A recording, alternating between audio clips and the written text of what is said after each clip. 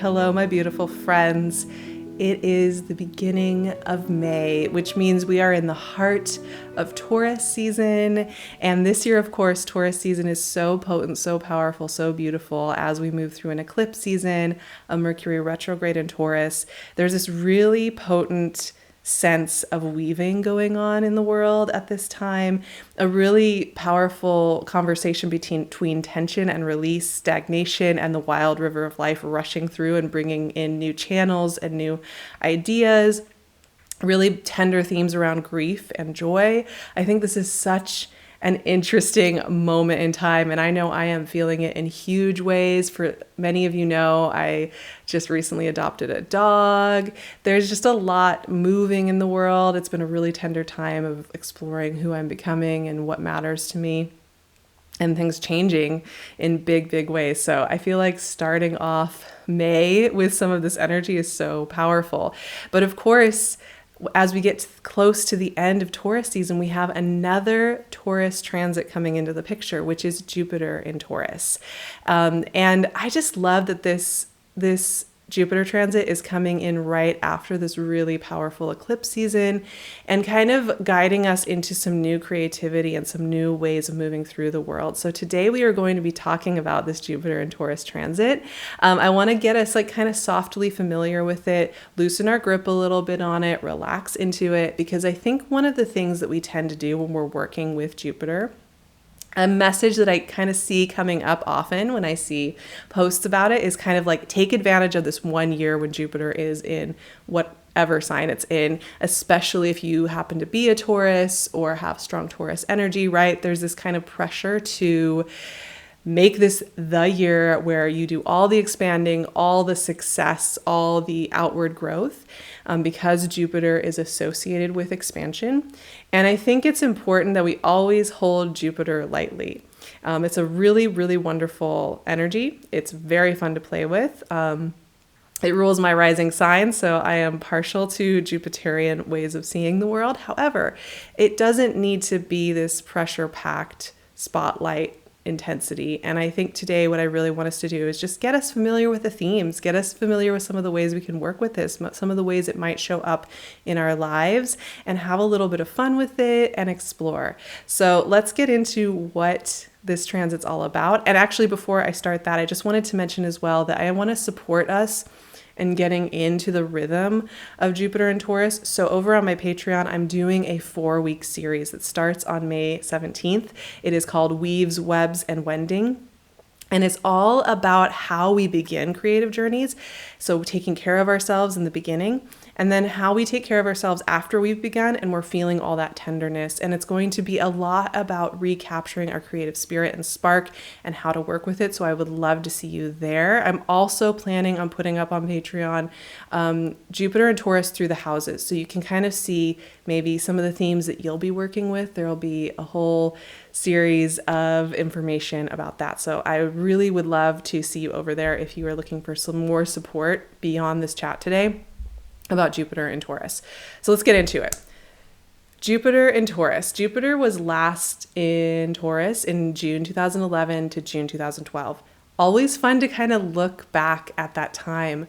I know for me, I finished a master's degree in that time, which was really exciting, super challenging, but also, just a very powerful year of my life. Anybody who's been in grad school knows it's a mix of excitement and despair and everything in between. So this year it's going to be in the sign of Taurus from May 16th to May 24th, 2024. And Jupiter is, like I mentioned, this energetic of the expander, where Saturn, we often hear, is the planet of restriction, of kind of grounding, of pulling in, of minimalism in a way. Jupiter is often thought of as kind of the opposite of being expansive, creative, seeing what happens, letting it go. Jupiter can sometimes be critiqued for being too expansive, where we just kind of scatter ourselves in 100 directions and not really have any focus. And I suppose that could be a way that it comes into being. But I think it's important to focus on the fact that when we're kind of connecting into that Jupiterian archetype, that we're connecting to the part of ourselves that believes things are possible and that there's an openness to this energy. And that, I think, is the really core important thing to think about when we're thinking about working with Jupiter in any way. It's about entering into our open selves, our safe selves, the selves that feel they are safe to explore and expand. And that is why I love that it's moving into Taurus. Whereas Jupiter in Aries was about a lot of like ideas kind of germinating, ideas coming into our awareness, maybe not being even acted on, but just a lot of ideas kind of floating around in the ether. Even though Aries is associated with action and this idea of fire moving forward, I think actually, fire energy is very spiritual in that it's a lot about the ideas we create, the things we want to move through. And what's great about Jupiter moving through Aries and then right into Taurus is that Taurus allows us to embody our ideas. Taurus allows us to maybe see and feel and experience these ideas in the physical realm, because of course Taurus is the sign associated with creation, with birth, with embodiment, with taking ideas and bringing them into the physical, weaving new patterns, our connection to our bodies, our connection to living on the earth. It's very full circle and powerful. It's also, I think, a sign of rebirth as well. And so coming on the heels of this really powerful eclipse season, I think this is really important, revivifying energy in many, many ways, kind of Inanna coming up from the underworld through the mud into the gold. And that's very much this Jupiter and Taurus transit. So I wanted to talk about some of the themes that I think are really central and important to Jupiter and Taurus and what it means to work with this transit. Number one is embodiment. And we often hear this idea of embodiment, right? It's coming up. It's a really powerful trend, and not just a trend, information, research. There's been so much discovery around the way our bodies work and how much there is this spirit body conversation. It's not just this separate thing, right? And it's really powerful. However, there's a lot of embodiment messaging out there, and a lot of it has to do with like dancing around sexy in your house, which great. I mean, no problem. But I think there's so many ways we embody, and a lot of them aren't just like cute Instagram-y things. Some of us may need stimming, to embrace the stimming that we need in our lives. In order to just feel regulated and relaxed and ourselves. You might need more sleep than everybody else or less sleep than everybody else. You might need to do things in your own unique way. And some of that may not look like cookie cutter perfect. Some of that may not be the trendy, beautiful thing to do. I think embodiment for me is like really accepting what we need, what our unique bodies need, what our unique embodiment needs. And it's going to look different. It might be awkward and it might be funny and it might be strange, but making it your own is really important, and just getting honest with yourself about the things you really do want and need to explore through your embodiment. And that can look however you want that to look. So giving yourself the permission to do that, I think, opens so much relief. I think so many of us are so used to ignoring the discomfort we're feeling in our bodies because we get trained to do it pretty early on. Sit in that uncomfortable chair, sit through that stuffy meeting, live with the lights over our heads that are just killing us. These are things that I don't like, or whatever it is. And we get so used to disregarding the way our bodies would like to feel embodiment that it can sometimes be a bit of a journey to explore what a true embodiment for ourselves looks like. And I think this is so powerful and actually really emotional to explore. And it's really intimate and your own thing.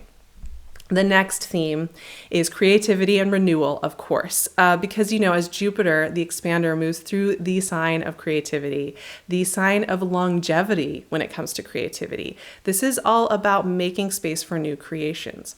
Now, part of this, even though Jupiter is about expansion, it also means that we will have to let go of anything that, just does not want to come to life, and we're going to have to focus our attention on what wants to come to life. So there's going to be a really interesting conversation there, I think, especially initially as we enter into this transit, where, what are you trying to just force to happen, or still holding on to, or feeling like you have to repeat over and over again? But what is actually calling for you to give your attention? So it's going to be about a practicing of opening our range of vision, and looking around at the ingredients that want to be included in our creativity and our renewal, because there's going to be some new emphasis. Now, Jupiter is about kind of it's known as a benefic, right? Which means it's about the things that are coming in, that are getting added, and less about, what's leaving. So it's bringing that in, but often, we can only bring in so much as we have space for.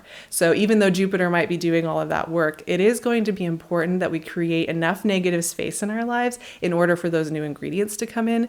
It's something to keep in mind as you work with this transit and as we move through this life, right? I think this is such a tender one, and it's scary to let go of things we might have been working on for a long time, even if we're feeling ready for that shift.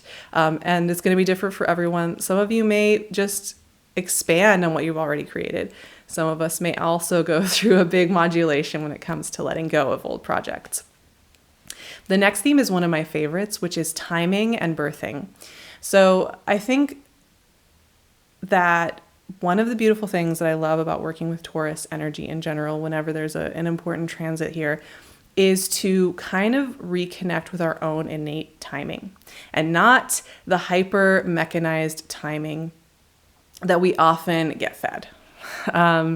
So this is going to be a transit and a time, I think, of thinking about your own unique timing and birthing.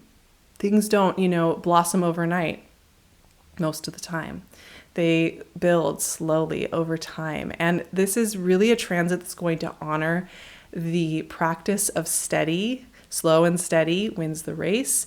Taurus, not that there's a winning, but Taurus is really about that sustained long-term energy as the fixed earth sign. So we are not trying to create out of panic. I call it panic creation.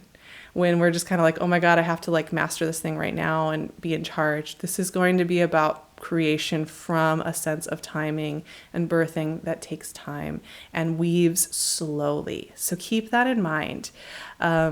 Weaves in its own rhythm. And the less we fight our own rhythm, the easier these things become. Another theme is reevaluation of technology. So we've had a lot of conversations about this, not so much here, but just in general. I think with Uranus and Taurus, people have been really enjoying having this whole, cryptocurrency conversation and all of that. But I think for me, Jupiter and Taurus is actually a reevaluation of when does it feel good to be connected to technology and machinery and all of that, and when does it feel good to be in some states that are a lot more organic. I think Taurus always is going to lead us back to a bit of a more organic approach to creativity, which I love. I am all about that. That is my happy place. And so this is going to also be a year where we're kind of reflecting on how we connect to technology, our screen time, how we use technology in our creativity. And I'm not here to say that technology can't be a part of creativity at all, because obviously it is. But just what role does it play? How do we feel about it? What do we want that to look like? What feels good with it and what does not? So I think that's going to be a really interesting conversation to see as it plays out over the next year.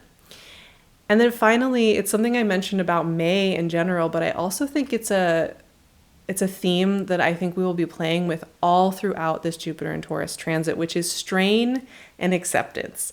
I think, Taurus is this Venusian ruled sign, which is about no resistance, relaxing into the beauty of life. Jupiter is also about relaxing into the expansiveness. And these are beautiful ideas, right? But they can sometimes feel a little overwhelming to tap fully into if we are feeling a bit further away from that version of ourselves. I know I have been feeling further away from it the last couple of years as I've been moving through some really big challenges. So I think what's important here is actually to acknowledge that when we are feeling our straining against how things are changing, straining against our own grieving process, straining against however we are growing, that's part of the dialogue. There's the strain and then the acceptance, the strain, and then the release. And I think this is going to be a really helpful conversation actually with that weaving pattern, weaving new patterns. We're going to be exploring where we feel that pinch, where we feel that piece of tension, and where we feel release. And we're going to be exploring that. And I think that goes back to things that have to do with embodiment as well, because as we listen to our bodies, as we allow our own embodiment to come into its own nature, it's also going to be giving us a lot of information about what is strain and what is release, and what feels good and what does not. I think all of us are actually going to get a lot better at being able to be honest with how we're feeling in the moment with ourselves first and foremost, but therefore in contexts. And that, I think, is maybe the most healing thing. And I just want to say, like, we are trained to be, socially acceptable and polite and kind and all of these. And that's great. Like, it's good to be polite. It's good to be kind. It's good to be a thoughtful, compassionate person, 100%. But we train ourselves out of just being ourselves, just being a little bit of a weirdo, just being a little bit quirky, or, speaking up in a conversation and saying, I need to go home right now, or whatever it is. And I think one of the beautiful things that I'm really looking forward to in this transit with Jupiter and Taurus is just an acceptance of who we are and how we are. And I know we say this all the time, self-acceptance, but there's kind of this beautiful grace of release where we stop trying to force ourselves into a whole bunch of really tight containers, and a huge amount of grace and release and forgiveness and self-compassion that I think is going to be so beautiful. And I know so many people who deserve to have that for themselves, including myself. I'm going through a really big journey of self-discovery and self-compassion. I will talk about it at some point in more depth when I have sorted out the ideas there a little bit more fully, but I think that that's maybe the most important part about Jupiter moving through Taurus. And I'm really looking forward to seeing how that feels for all of us. Just two things I wanted to mention really, really briefly before we close out this conversation. One, Jupiter in Taurus is going to have a couple of transits that are going to be talked about. And one of them is Jupiter moving into Taurus and immediately squaring Pluto in Aquarius. This is just a moment to take a breath. Once again, our goal here at the end of eclipse season, at the end of Mercury retrograde, at the end of Taurus season, at the beginning of Jupiter in Taurus is not to try and eat the whole cake in one go. This is a moment to take a breath and acknowledge how we have changed, acknowledge how we are changing, and start slowly in the creation. So remember that. Once again, I'm going to be walking us through that in weaves, webs, and wending. On my Patreon. Then the other transit that might come up when you're reading about Jupiter and Taurus is going to be Jupiter conjunct Uranus. And this isn't happening till next year in April 18th to the 26th. This conjunction for me is about openness, liberation, a big, huge breath. And there is going to be language, I think you'll see written about this conjunction as being very destabilizing.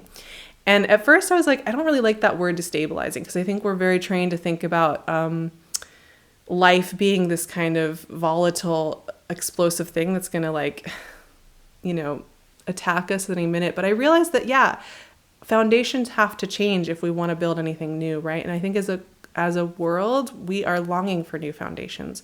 And I think there is going to be a conversation about what we want those foundations to look like, where we want that self-compassion and what role we want that self-compassion to play in our world as we see it.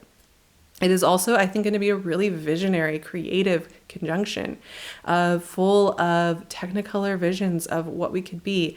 And so that'll be an interesting conversation. We are going to have that next year when we come around to it. So we'll get into more depth there. But yeah, that's what I have to say about Jupiter and Taurus. I am really excited. For me, this is just like home medicine. It feels very comfortable. I'm very excited to get the opportunity to do this exploration with myself and with all of you. I know I've mentioned it a couple of times, but truly, I'm so excited to be doing this weaves, webs, and wending 4-week journey. It's going to be so fun. It's going to just be a really loose framework for you to be creative. I'm going to have a chat every single week with some prompts that you can follow along with. So I'd really love to see you there for that. And I'm also going to be offering up some more resources for Jupiter and Taurus over on Patreon. You can, of course, find me on Instagram and also here. Every time you comment, you like, and you subscribe, you help me bring the type of medicine I want to bring to this environment. And this part of the internet and this part of the exploration of spirit and being a little bit more amplified. And, I am not Miss Popular pop culture. I'm a lot softer. I've made peace, with the fact that I rather have this connection with you beautiful people who really mean something to me and who really want to be here than try and please the whole world. But I do hope that I get to share these messages with more people and create that soft, safe space for the sensitive souls in the world who really need a safe place to explore themselves. And that's what I hope to offer here. So I really appreciate every single one of you being here. It means the world to me.